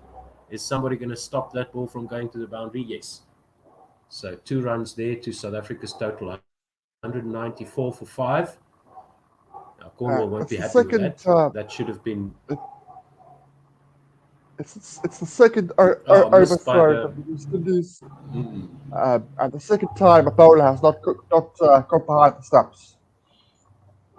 Yeah, this time Cornwall to Mulder plays this out to mid-on, and they're going to take another easy single down there to Jason Holder, who fields and gets the ball back to the bowler. 195 for 5. So the South Africans managing to get some rotation going here against Cornwall. He goes now around the wicket to the left-hander, flat and straight at the leg stump. And this one is swatted away by Quinton to the man at short square leg for no run. Doesn't look like Cornwall is putting enough flight on here. This one is another flat one into the off stump of Quinton de Kock, the left-hander. No run. Yeah, very ordinary over, really. I'm a bit surprised. I quite like Vakeem. I've seen him, but as you said, this is too flat, too quick. Not really troubling to Kock in any way, really. Yeah, another one just defended by Quinton de Kock. Yeah, and leaking some runs there thanks to his teammates. 69 overs gone now, 195 for 5, and the lead is 98 runs for South Africa. So let's see here, another 12 minutes to go to lunch in the West Indies. Quinton has now got the 3rd highest score, and Vian Mulder is creeping up on Keegan Peterson's 19. De Kock on 41 of 81 and Mulder on 18 of 37. So, yeah, solid partnership. What is the, let's see what the partnership is looking like right now.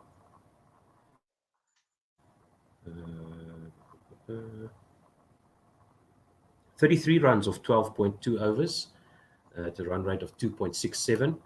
The last 10 overs, 28 without loss. and spot on 2.81 run rate for the innings so far. And we see here Roach and Seals, Seals bowling to Mulder, showing how he managed to get that movement off the pitch. And he goes to Mulder once again over the wicket, on off stump, and a thick outside edge to Gully, straight to Gully, along the ground, no run, no wicket there. Mulder is shaking his head. He's not comfortable.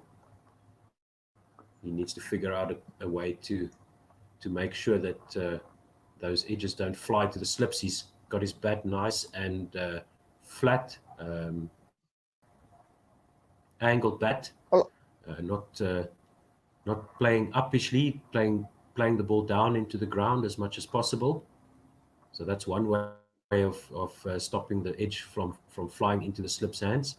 Seals comes in again over the wicket to Mulder, and this one is left alone by Mulder. He's now anticipating the movement away. So if Seals can get that in swinger, Mulder is gone, because he left that one pitching on off stump, moving away from him. Mulder's looked pretty solid against everybody else. He hasn't really been in trouble against anybody else. So what he actually just wants, he just wants a single.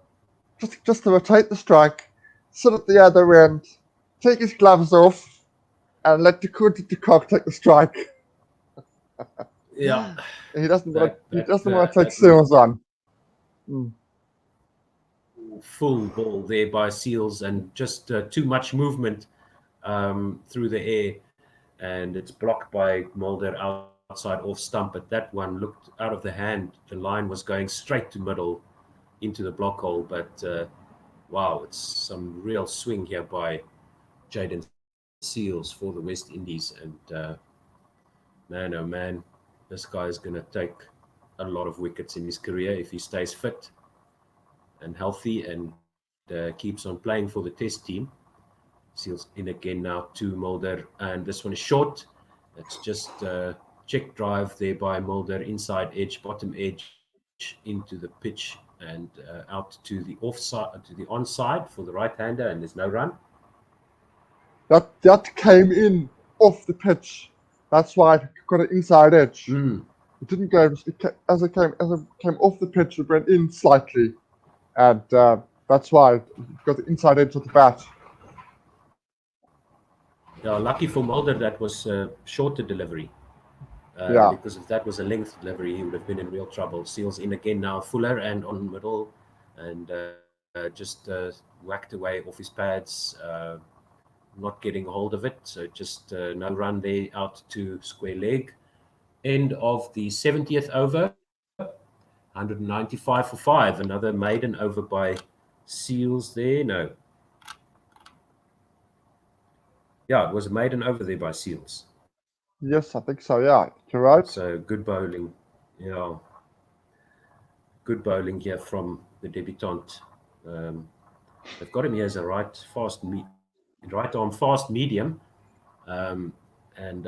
His accuracy has been immaculate. Really looking good. Jaden Seals here for the West Indies.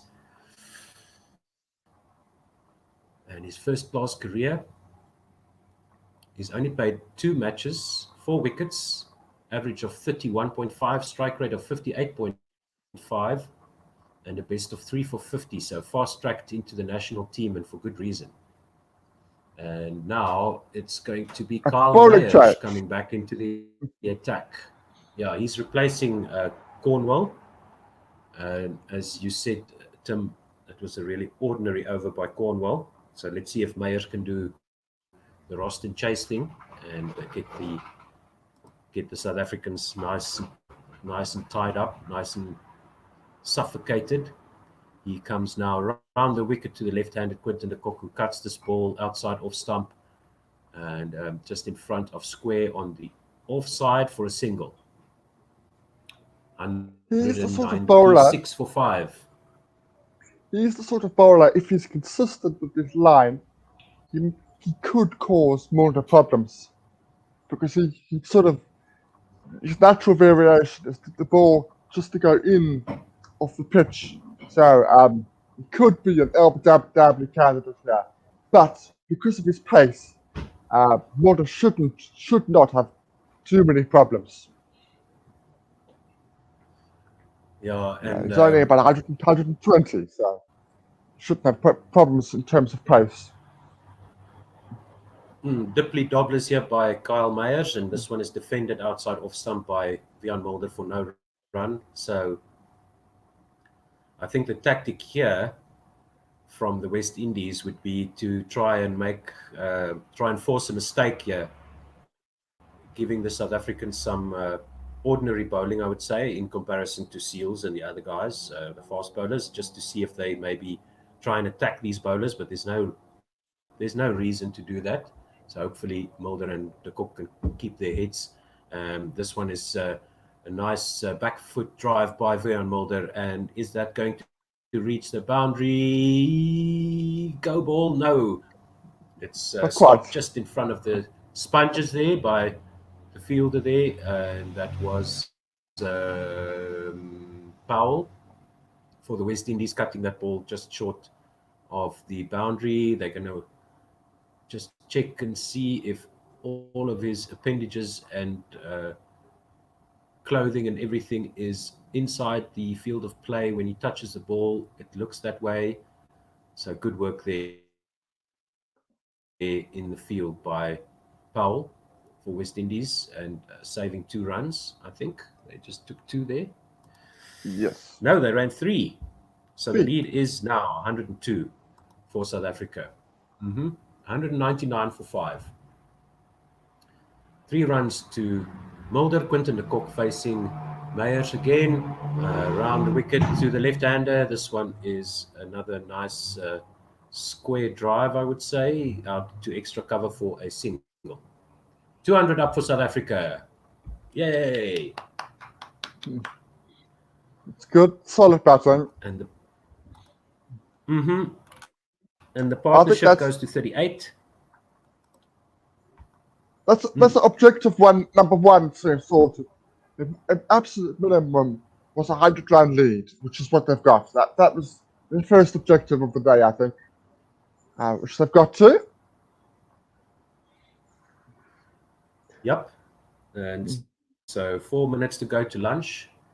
So probably another over after this one. And Meyers sprays this one across the right-hander, down the leg side, beats the keeper, and goes to the boundary for another lucky 4 to the South Africans. 204 for 5. Yeah, I missed everything there. So that's just buys by Meyers there for the West Indies. Not good at all.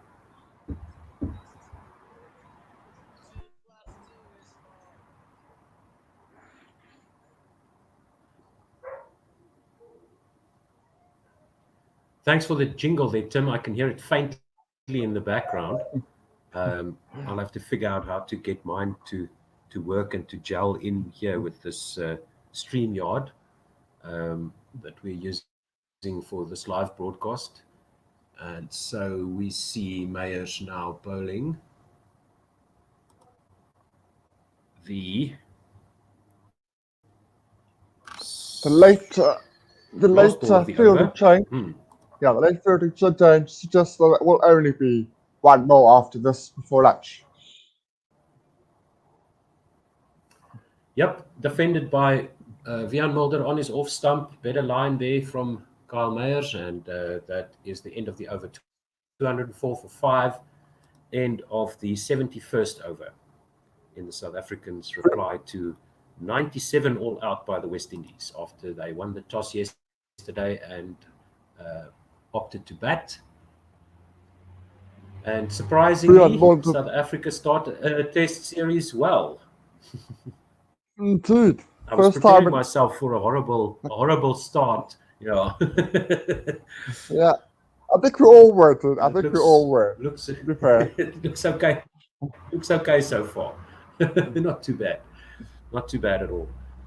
So Mulder is on 21 or 47. Quinton de Kock on 43 of 84. And Cornwall now is replacing the man that was at the other end. He goes to Quinton de Kock, and this one is just a late cut played out to third man, where it's fielded inside what would be the ODI ring, and there's no run.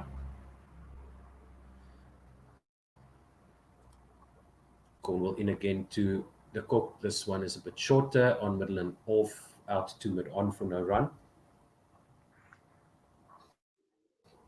Maybe they want to get the quick overs in here from Cornwall and maybe have another over before lunch. Cornwall in again to the Cook, and this one is just defended out to point for no run. It all depends on which clock they're going by. If you're going by my laptop, then it's time's up. Yeah. Yes, of course, and we are a little bit behind the live feed here. So that one, nice turn there by Cornwall away from the left-handed De Cook. He's the right-handed bowler coming around the wicket to the left-hander, and it's left alone for no run. So he is getting some turn if he can get the ball enough flight there. That one straighter, flatter, on off stump, bunted out, or sort of a check back foot drive there by De Cook out to mid on for a single. And is that going to be lunch? No, Vian Mulder has got to face 2 balls. Another ball by Cornwall here. Yeah. 2 balls, 205 for 5. Sorry, my television is quite a ways away from me where I'm sitting here. So 2 balls to go, and then that'll probably be lunch. Cornwall coming over the wicket now, a slip in, and a short square leg, and Vian Mulder just defends this full ball back to the bowler for no run. And that is lunch. So that was the final delivery of the 72nd over. South Africa go into lunch. Tim, do you want to take us through the scorecard there? Yeah, I will take us through the scorecard. So we started the day at 128 for 4 with Cook de Kock and Rassie van der Dussen at the crease. Rassie lasted about an hour until he was caught shy hope by Holder for 46 of a very patient innings, and since then Cook de Kock and Vian Mulder have kept things in check for South Africa. Cook de Kock is 44 of 88 deliveries, and Vian Mulder is on 21 of 48. South Africa are 205 for 5. That is a lead of just over 100, and that, as I said, was 77 for 1 in that session. So a good session for South Africa. Yes, indeed. Thank you, Tim. That was lots of fun. Enjoy the rest of the commentary, and thank you for listening, everybody. Thank you for the tweets, and be sure to follow us or subscribe to our channel on YouTube as quickly as you can. And we'll be back in about 40 minutes time for the post-lunch session of the first test between South Africa and West Indies from St. Lucia. Thank you very much. Bye-bye. Cheers.